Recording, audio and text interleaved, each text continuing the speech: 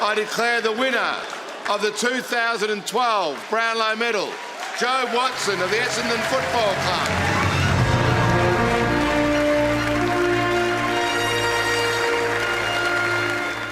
Pictures from the Crown Casino in Melbourne, where Jobe Watson has been crowned the Brownlow Medalist for 2012, the first Bombers player to win the Brownlow since his coach James Hird back in 1996. Named All-Australian in 2012, of course, he went to Essendon, as we know, under the father-son rule. His dad, Tim, so proud tonight. Jobe led the way through much of the count and had an unbeatable lead with 2 rounds to spare. 27-year-old Jobe Watson, the winner of the Brownlow with 30 votes. Sam Mitchell and Trent Cotchin equal second on 26 votes. It has been an amazing night here at Crown and a particularly special night for the Watson family. We'll hear from Jobe's dad, Tim, in just a moment, but let's begin with the man himself at his news conference alongside his coach, James Hird. My friends and family will enjoy this much more than what I will, and that does make me happy, because I know that they will dine out on it, and they will just. It will affect so many people who are close to me and who I care about in a positive way, and that is special to me. I'm a footy tragic. I love watching footy, and I love watching the best players play, and the Brownlow medalists that have preceded me, and so I suppose that people always talk about being humbled, but it really is that kind of feeling. I think the passion and work ethic, and you just see the quality of person that Jobe is, and it's great to see people tweeting that Jobe is couldn't happen to a nicer guy, and it's right. And we've seen him work his backside off since he came to the football club, and he wasn't the fittest guy, and he wasn't the most talented guy, but that doesn't necessarily get you anywhere. Talent and fitness, but the work ethic and desire to be the best gets you somewhere. And I've seen Jobe develop from a young boy and to where he is now, and it is just an amazing transformation. I just remember driving Jobe to training for the first. I had to go in and pick him up in Paran. I had to drive 5 kilometres out of my way. Then we'd go out to Essendon, and I'd pick him up for training, and we'd drive out there, and then I'd watch Jobe. We'd give him a 2.5 lap head start in a 5-lap race, and we'd all beat him. And it was quite embarrassing, really, Jobe, wasn't it, when you first got the club? Jobe talking about how his dad helped turn his career around when it was at the crossroads.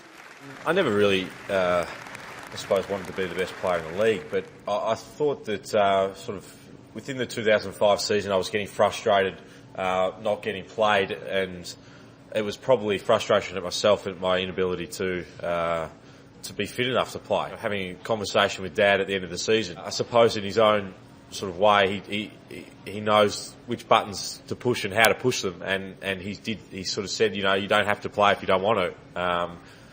We don't mind if you don't play. It's nothing to do with the family. It's all about you. But if you do want to play, if you want to give it a crack, you've got 1 season left on your contract, and if you keep going down the same path that you are, then your career will be over.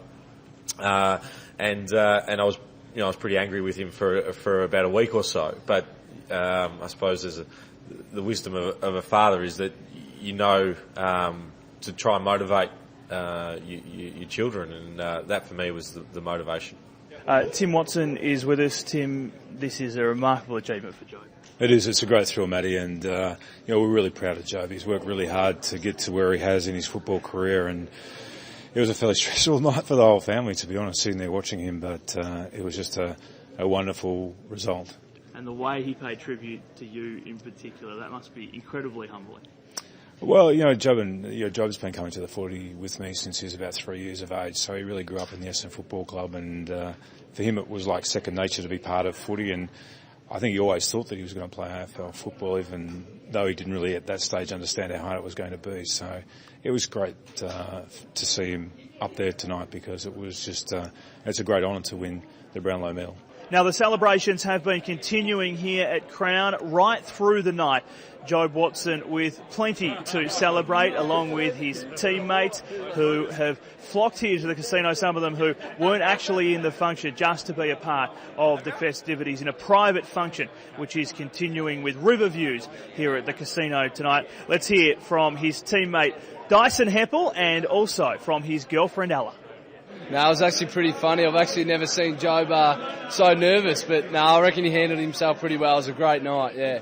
once he kind of, you know, got there, he relaxed a lot. I think he did well. He deserved to win, and I'm glad he did. And so that's pretty much it from here at Crown. It has been a terrific night as these celebrations continue for the Bombers and for Jobe Watson, who on Twitter tonight has just been described as a great bloke, and I think that's what makes him such a popular winner. Now, of course, the discussion will continue. Hashtag Brownlow on Twitter, at AFL Brownlow, if you'd like to tweet us directly to continue the conversation.